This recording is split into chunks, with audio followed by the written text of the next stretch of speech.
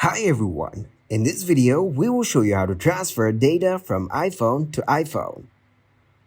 Firstly, I will show you how you can send data from iPhone devices to iPhone device. First, you need to swipe down the control panel. Once you get into the control center, click on the network block and tap on AirDrop and set it on everyone. Once you set your AirDrop on everyone, go into Photos and tap on a video you want to send. When you open up the video, click on Share icon from the left corner and tap on AirDrop option. From AirDrop, click on another AirDrop profile where you want to send the video.